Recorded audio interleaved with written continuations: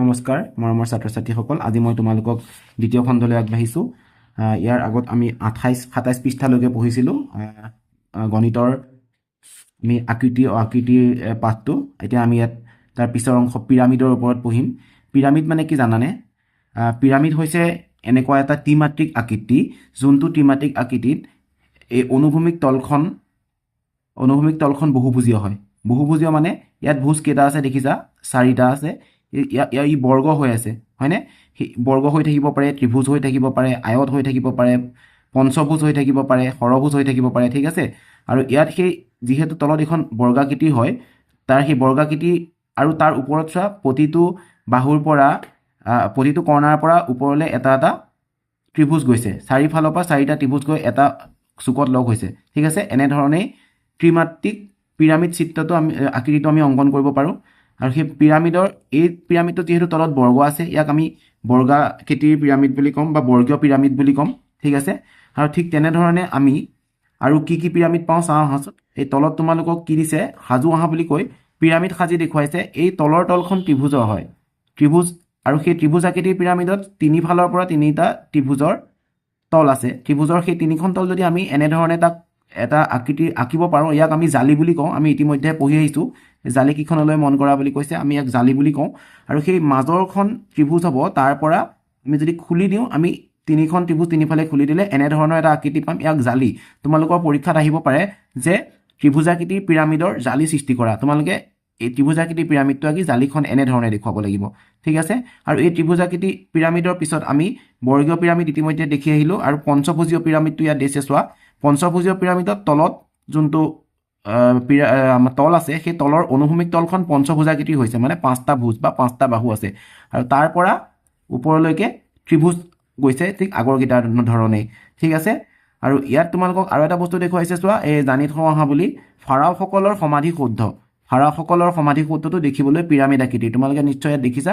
তোমালোকে ভালকৈ ইণ্টাৰনেটত চাৰ্চ কৰি চাবাচোন। আমি ইয়াৰ পিছৰ অংশলৈ যাওঁ ব'লা। ইয়াৰ পিছত কি দিছে চোৱা, পিৰামিড আকৃতিবোৰ চাই তলৰ তালিকাখন পূৰ কৰা। এতিয়া ইয়াত এটা আকৃতি দিছে আৰু সেই আকৃতিটো নামটো তোমালোকক ত্ৰিভুজীয় পিৰামিড বুলি কাষত দি দিছে আৰু বৈশিষ্ট্য দিছে, ঠিক আছে? ঠিক একেধৰণে তোমালোকৰ আকৃতি আৰু নাম দিছে, বৈশিষ্ট্য নিজে তোমালোকে লিখিব লাগিব।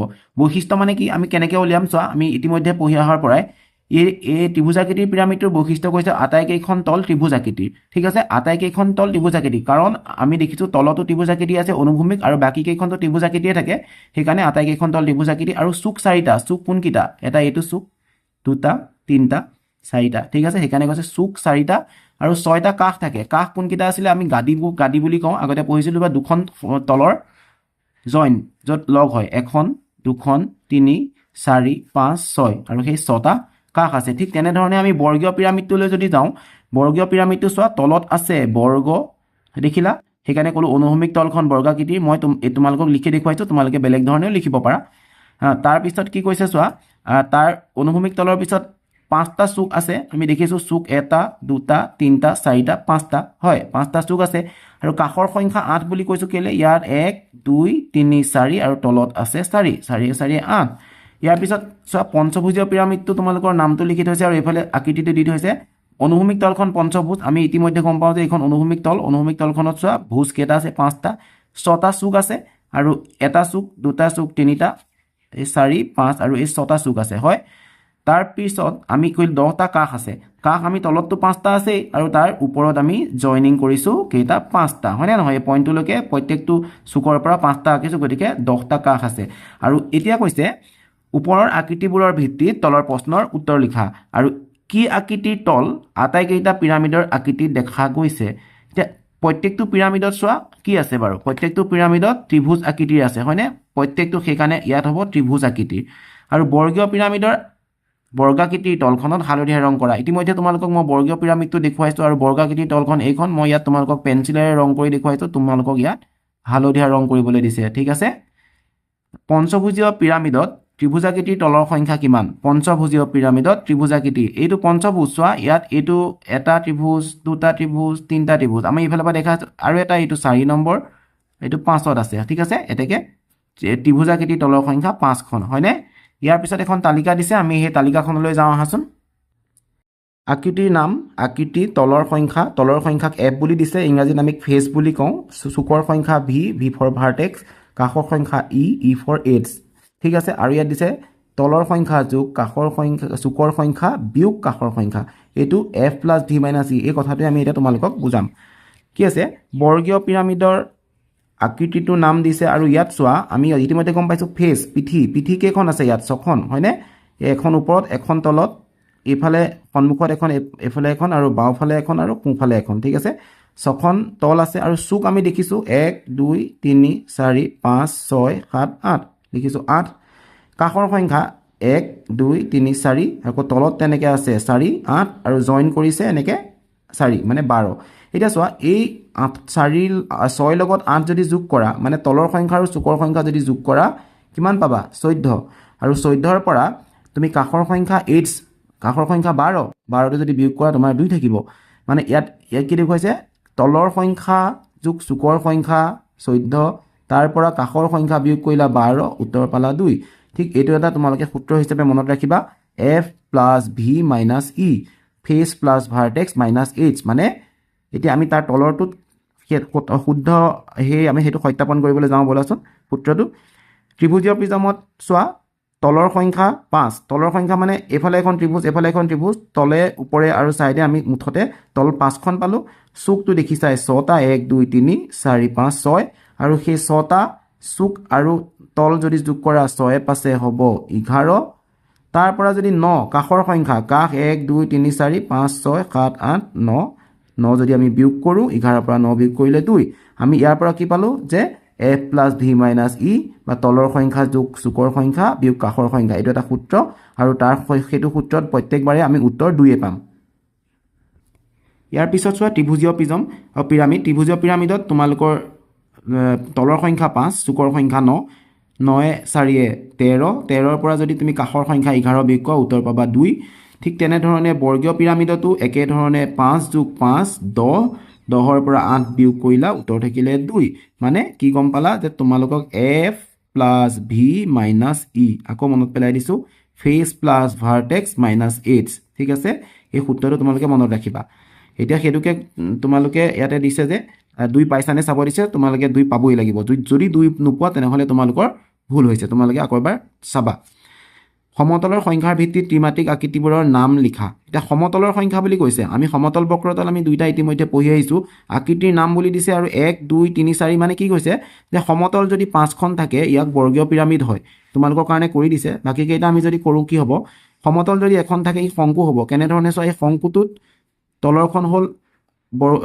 তোমাৰ বৃত্তাকৃতি আৰু ই হ'ল সমতল আৰু এই ওপৰৰ তলখন বক্ৰ গতিকে সমতলৰ সংখ্যা 1ত শংকু আহিব আৰু সমতলৰ সংখ্যা 2ত চুঙা আহিব কাৰণ চুঙা ওপৰখন আৰু তলখন সমতল মাজৰ যোনখন তল সেইখন হ'ল বক্ৰতল ঠিক আছে তাৰপিছত ত্ৰিভুজীয় পিৰামিডত তোমালোকে ইতিমধ্যে গম পাইছা যে ইয়াতে সমতলেই আৰু সমতল কেইখন 4খন আছে আৰু এইটো ইয়াক তোমালোকক কৰাই দেখুৱাই দিছে আৰু 6খন যদি সমতল থাকে ই পঞ্চভুজীয় পিৰামিড আৰু 8খন থাকিলে ষড়ভুজীয় প্ৰিজম হ'ব মনত আছে প্ৰিজমৰ কথা আমি আগৰ পাঠত পঢ়িছিলোঁ তোমালোকে আগৰ ভিডিঅ' লিংকটো এই ভিডিঅ' ডেছক্ৰিপশ্যনত পাবা চাই ল'ব পাৰিবা তাৰপিছত কৈছে পোন চিধা কাষৰ ভিত্তিত ত্ৰিমাত্ৰিক আকৃতিবোৰৰ নাম লিখা কাষ কৈছে কাষ যদি 6টা থাকে 8টা থাকে 9টা থাকে 12টা থাকে তোমালোকৰ আকৃতিটোৰ নাম কি হ'ব যদি কাষ তোমাৰ 9টা থাকে তোমালোকক কৈ দেখুৱাইছে ত্ৰিভুজীয় প্ৰিজম আৰু মনত পেলোৱা যদি ত্ৰিভুজীয় পিৰামিড তাত কাষৰ সংখ্যা আমি কি বুলি কৈছোঁ 6 বুলি কৈছোঁ এতিয়া তোমালোকে ইয়াতে চোৱাচোন এই ওপৰৰ চিত্ৰটো চোৱা এটা ত্ৰিভুজীয় পিৰামিড চোৱা ত্ৰিভুজীয় পিৰামিডত কাষ কেইটা আছে 1 2 3 4 5 6 সেই কথাটোৱে মানে 6টা কাষ আছে আৰু সেই 6টা কাষ থাকিলে তাৰ নাম ত্ৰিভুজীয় পিৰামিড 8টা কাষ থাকিলে বৰ্গীয় পিৰামিড 12টা কাষ থাকিলে বৰ্গীয় প্ৰিজম ঠিক আছে এতিয়া আমি ইয়াৰ পিছৰ পৃষ্ঠালৈ আহিছোঁ 31 নম্বৰ পৃষ্ঠা ক অংশৰ লগত খ অংশ জালিখিনি 8টা নিমিলাবলৈ দিছে চোৱা আমি জালি কথা ইতিমধ্যে পঢ়ি আহিছোঁ এতিয়া আমি যদি চাওঁ ইয়াক কি হয় চুঙাটোৰ যদি জালিখন আমি চাওঁ আমি কাৰচিনটি দেখুৱাইছোঁ এনেধৰণৰ জালি পাম ঘনক আয়তীয় ঘনকৰ জালিখন আমি এনেধৰণে পাম ইতিমধ্যে আমি পঢ়ি আহিছোঁ তাৰপিছত বাকী কেইটা চোৱা এইটো ইয়াৰ নামটো কি আছিলে বাৰু তোমালোকে মনত পেলোৱাচোন ইয়াৰ নামটো তোমালোকে মোক কমেণ্ট যোগে জনাবা ইয়াৰ জালিখন এইখন আৰু আমি অলপ আগত পঢ়ি আহিছিলোঁ পিৰামিড পঞ্চভুজীয় পিৰামিডৰ জালি এইখন আৰু বৰ্গীয় পিৰামিডৰ জালি হ'ল এইটো, কাৰণ মাজত বৰ্গটো আছে, চাৰিফালে চাৰিটা এনেকৈ ত্ৰিভুজ আকৃতিৰ তল খোল খাই দেখুৱাইছে। ঠিক আছে, তোমালোকৰ পৰীক্ষাত যদি জালি অংকন কৰা বুলি কয়, তোমালোকে যোনটো আকৃতিৰ জালি অংকন কৰিবলৈ দিয়ে আঁকি দেখুৱাবা, যদি তোমালোকক হয়তো আঁচটানি মিলাবলৈ নিদিবও পাৰে। ঠিক আছে, ইয়াৰ পিছতো তোমালোকক আকৌ আঁচটানি মিলোৱা কথা কৈছে ক অংশৰ লগত খ অংশ। কেৱল বক্ৰতল থকা আকৃতি কি হ'ব পাৰে? কেৱল বক্ৰতল থকা আকৃতি এইটো দেখিছা গোলক। তাৰপিছত কৈছে আয়ত আকৃতিৰ তল থকা, আয়ত আকৃতিৰ তল, এই তলখন হ'ল আয়ত আকৃতিৰ, আয়ত আকৃতিৰ ওপৰত আকৌ আয়ত আকৃতি, এইটা আয়তীয় ঘনক। ঠিক আছে, সেইকাৰণে ইয়াৰ লগত মিলাইছোঁ। ত্ৰিভুজাকৃতিৰ তল থকা আকৃতি, ত্ৰিভুজাকৃতিৰ তল কোনটোত আছে চোৱা, এইটোতে আছে, কাৰণ তলৰ তলখন বা অনুভূমিক তলখন ত্ৰিভুজাকৃতিৰ, ইয়াত আছে বৰ্গীয়, হয়নে নহয়? বৃত্তাকৃতিৰ তল আৰু বক্ৰতল থকা আকৃতি, এইটো বৃত্তাকৃতিৰ তল ওপৰে তলে আৰু এইখন হ'ল বক্ৰ। ঠিক আছে, এই হ'ল চুঙা। ত্ৰিভুজাকৃতিৰ তল আৰু বৰ্গাকৃতিৰ তল থকা আকৃতি দেখিছা, এইটো বৰ্গাকৃতিৰ তল তলত আছে, তাৰ ছাইডে ত্ৰিভুজাকৃতি আছে, এই বৰ্গীয় পিৰামিড, হয়নে? ইয়াক আমি এনেধৰণে মিলাব পাৰোঁ। এতিয়া আমি যদি তাৰ পিছৰ পৃষ্ঠালৈ যাওঁ, 33 পৃষ্ঠাত কৈছে চিন্তা কৰি লিখোঁ আহা। সকলো কাষৰ জোখ সমান থকা ত্ৰিমাত্ৰিক আকৃতিটোৰ নাম তোমালোকক দি দিছে ঘনক। সকলো কাষৰ জোখ যদি সমান থাকে তাৰ আকৃতিটোৰ নাম ঘনক হ'ব। আৰু খত দিছে বক্ৰ কাষ থকা আকৃতিটোৰ নাম, বেকা কাষ কোনটো আকৃতিত থাকে? শংকুত। চোৱা এইটো শংকু, ইয়াৰ কাষটো বেকা। পোন কাষ আৰু আকৃতিৰ, পোন কাষ কাৰ থাকে? পোন কাষ থকা আকৃতি। পোন কাষ কাৰ থাকিব পাৰে? প্ৰিজমৰ থাকিব পাৰে, পিৰামিডৰ থাকিব পাৰে, ঘনকৰ থাকিব পাৰে, হয়নে? ইহঁতৰ কাষবোৰ পোন হয় বা চিধা হয়। বৃত্তাকাৰ তল আৰু বক্ৰতল থকা আকৃতিৰ নাম, বৃত্তাকাৰ তল আৰু বক্ৰাকৃতি আমি ইতিমধ্যে কৰি আহিছোঁ। এই চুঙাটোৰ চোৱা, এইখন আৰু ওপৰখন বৃত্তাকৃতি আৰু মাজৰ ইয়াৰ হ'ল বক্ৰতল। কেৱল বক্ৰতল থকা আকৃতি, বক্ৰতল গোলক, হয়নে? আমি ইতিমধ্যে কৈছোঁ ইয়াত বলটো হ'ব। আমি ইয়াৰ আগৰ পৃষ্ঠাটো আমি দেখুৱাই আহিছোঁ, এইটো তোমালোকে চাই আহিছিলা। ঠিক আছে, আমি ইয়াৰ পিছত 34 পৃষ্ঠালৈ যাওঁ আহাচোন। 34 পৃষ্ঠাতনো কি কৈছে চোৱা, চিত্ৰ দেখুওৱাৰ দৰে আকৃতি আকোঁ আহা। তোমালোকে এনেধৰণে আকৃতি অংকন কৰিব পাৰিবা, তোমালোকে চাই ল'বা।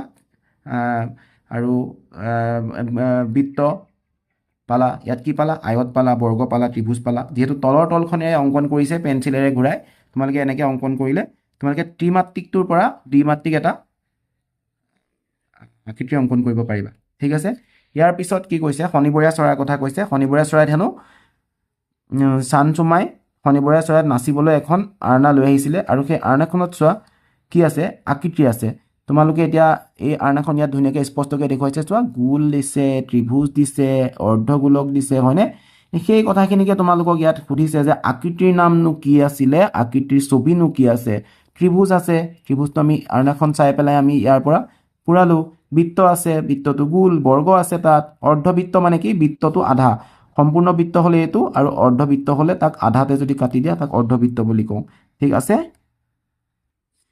ইয়াৰ পিছৰ পৃষ্ঠা 37ত আমি কি কৈছোঁ? শুদ্ধ বিকল্পটো উলিয়াই গোল চিনটো গাঢ় কৰা। মানে ইয়াত চোৱা ABCD দিছে, তোমালোকৰ যোনটো শুদ্ধ সেইটো ডাঠ কৰিবলৈ দিছে। তলৰ কোনটো ত্ৰিভুজ?